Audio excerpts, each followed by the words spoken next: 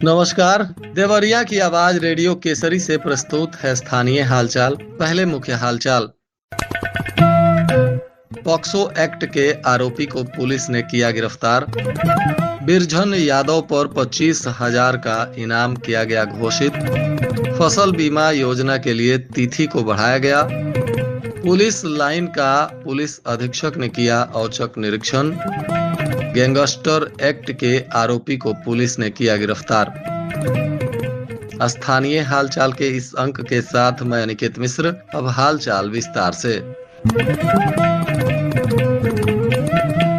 तरकुलवा थाना की पुलिस ने पॉक्सो एक्ट में फरार चल रहे एक अभियुक्त को मुखबिर की सूचना पर गिरफ्तार कर लिया। बताया जा रहा है कि पकड़े गए आरोपी सूर्यभान पटेल पुत्र राम जतन साकिन सोनहुला रामनगर थाना तरकुलवा जनपद देवरिया को पुलिस ने तरकुलवा कस्बा से गिरफ्तार किया है, जिस पर अब अग्रिम विधिक कार्रवाई की जा रही है। इस आरोपी पर पॉक्सो एक्ट में मामला दर्ज था और पुलिस इसे ढूंढ रही थी। अब इसकी गिरफ्तारी के बाद पुलिस ने इसे पूछताछ करते हुए न्यायिक अभिरक्षा में भेज दिया है।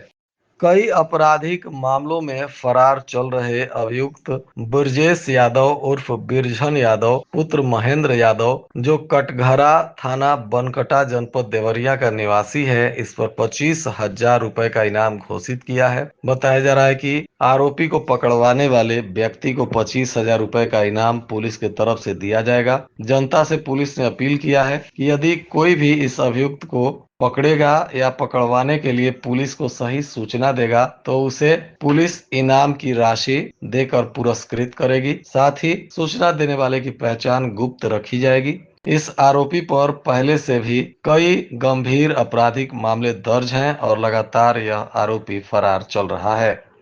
जिला कृषि अधिकारी ने बताया है कि भारत सरकार के द्वारा संचालित प्रधानमंत्री फसल बीमा योजना को लेकर बीमा कराने के लिए अंतिम तिथि को बढ़ा दिया गया है। अब गैर ऋणी कृषक 14 अगस्त 2025 तक तथा ऋणी कृषक 31 अगस्त 2025 तक योजना में सम्मिलित होकर अपनी फसल का बीमा करा सकते हैं। खरीफ मौसम की अधिसूचित फसलों के लिए बीमा कराना किसानों के हित में अत्यंत आवश्यक है।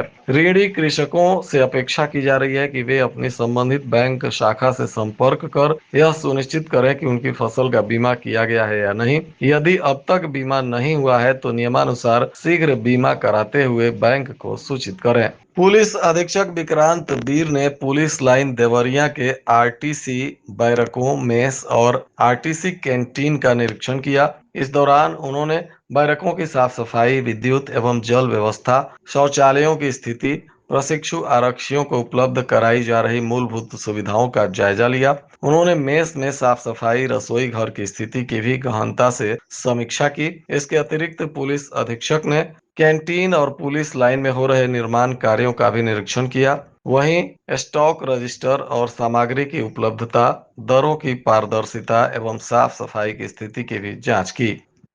पुलिस अधीक्षक के निर्देशानुसार अभियान चलाते हुए पुलिस ने गैंगस्टर एक्ट में फरार चल रहे एक अभियुक्त को गिरफ्तार कर लिया है। बताया जा रहा है कि सलेमपुर पुलिस ने मुखबिर की सूचना पर वांछित अभियुक्त विकास मिश्रा पुत्र दीपक मिश्रा, जो जैती थाना बेला घाट जनपद गोरखपुर का निवासी है, इसको बिगही ढाबा के पास से गिरफ्तार किया है और इस पर नियमानुसार कार्रवाई की जा रही है। इस आरोपी पर आपराधिक मामले दर्ज हैं। पुलिस ने इस पर गैंगस्टर एक्ट में भी मामला दर्ज किया था और इसी कड़ी में मुखबिर की सूचना पर पुलिस ने अब इसे गिरफ्तार कर लिया है और न्यायिक अभिरक्षा में भेजा जा रहा है।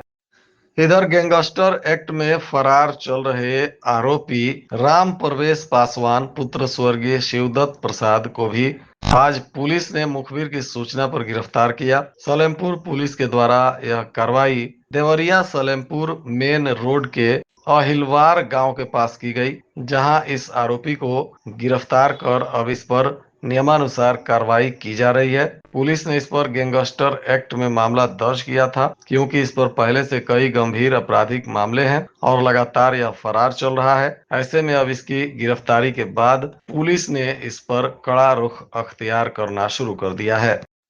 इधर सलेमपुर थाना की पुलिस ने रात्रि में गश्ती के दौरान मुखबिर की सूचना पर सलेमपुर क्षेत्र के गांधी चौक के पास कार्रवाई करते हुए 6 किलो 70 ग्राम अवैध गांजा को पकड़ा है। साथ ही एक आरोपी की गिरफ्तारी की गई है। बताया जा रहा है कि गिरफ्तार अभियुक्त मुकेश दुबे पुत्र सीताराम दुबे, जो गगनचक अहिरौली बघेल थाना बनकटा जनपद देवरिया का निवासी है। इसके पास से पुलिस ने 6 किलोग्राम से अधिक अवैध गांजा बरामद किया है और इस मामले में मुकेश दुबे को गिरफ्तार किया गया है और अब इस पर एनडीपीएस एक्ट में मामला दर्ज करते हुए नियमानुसार विधिक कार्रवाई की जा रही है। मुख्य विकास अधिकारी प्रत्युष पांडे ने बताया है कि कृषि मंत्री सूर्य प्रताप शाही के निर्देशानुसार 5 अगस्त से 7 अगस्त तक रक्षाबंधन के उपलक्ष्य में मेला का आयोजन देवरिया क्लब में किया जा रहा है। इसका उद्घाटन कृषि मंत्री के हाथों 5 अगस्त को सुबह 11 बजे किया जाएगा। इसमें उत्तर प्रदेश राज्य ग्रामीण आजीविका मिशन के स्वयं सहायता समूहों के द्वारा निर्मित उत्पादों की प्रदर्शनी लगाई जाएगी, जिसमें समूहों द्वारा निर्मित राखी, जूट बैग, मिठाई, अचार, बड़ी, पापड़, क्रोसिया और सजावटी सामान इत्यादि का प्रदर्शन किया जाएगा। साथ ही अन्य विभागों के द्वारा झांकी और प्रदर्शनी तथा कृषि विभाग के द्वारा एक दिवसीय सूचना तंत्र मेला और कृषि यांत्रिकरण गोष्ठी का भी आयोजन किया जाएगा।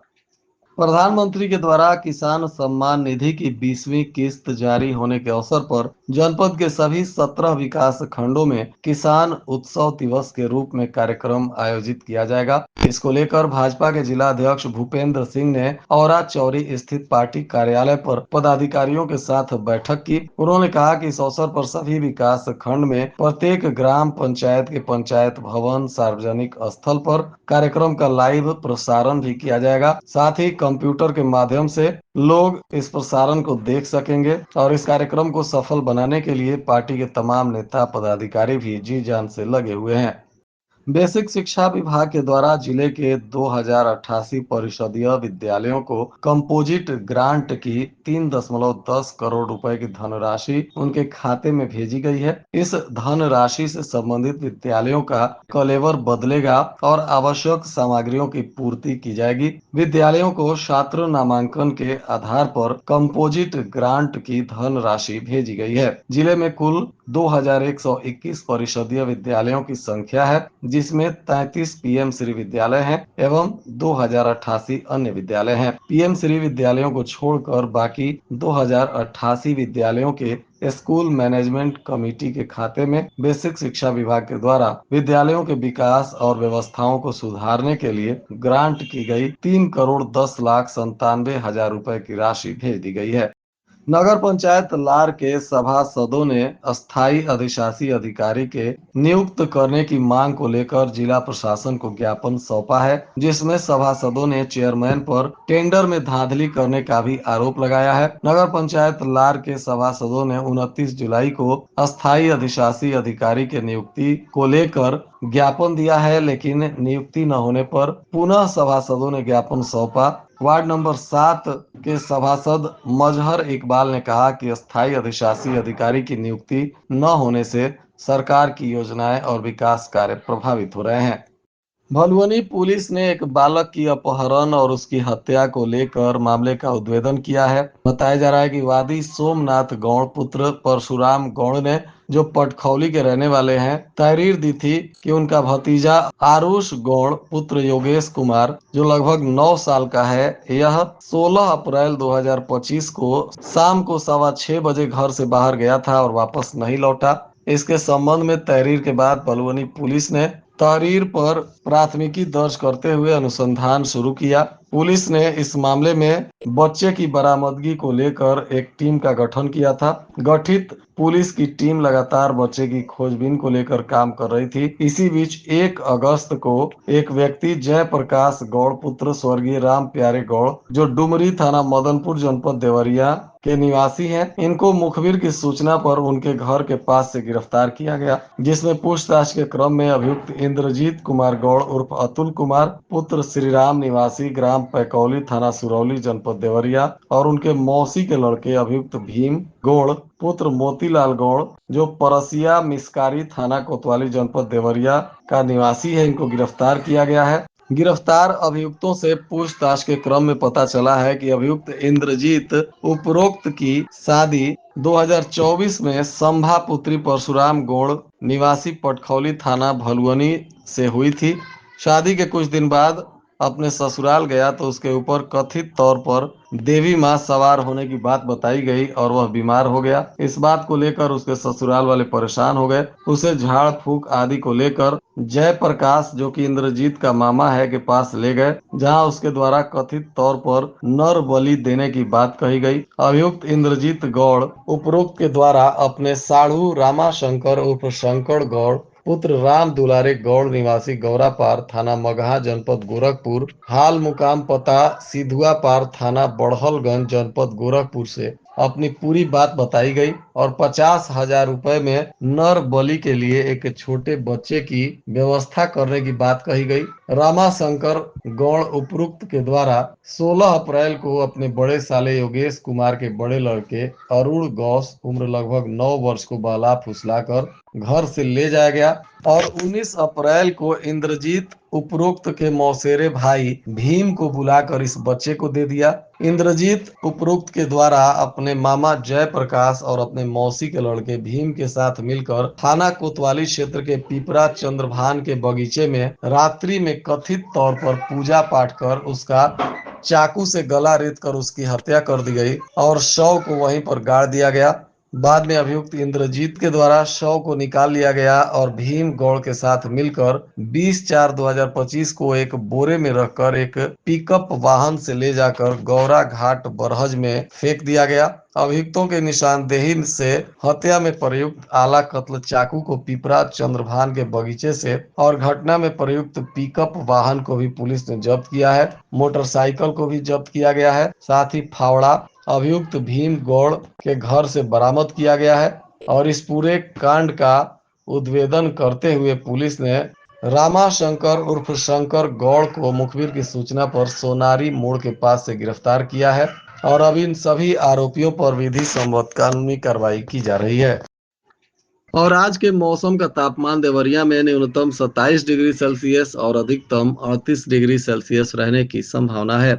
रेडियो केसरी पर प्रसारित हालचाल के इस अंक को आप हमारे YouTube चैनल, फेसबुक और इंस्टाग्राम पर भी सुन सकते हैं। इसके लिए आप रेडियो केसरी के चैनल को सब्सक्राइब करें। इसके अलावे radio Kesari app play store पर उपलब्ध है। यहाँ से आप डाउनलोड कर अपने मोबाइल फोन के माध्यम से भी सीधे रेडियो केसरी की सेवा को सुन सकते हैं। अंत में मुख्य हालचाल एक बार फिर।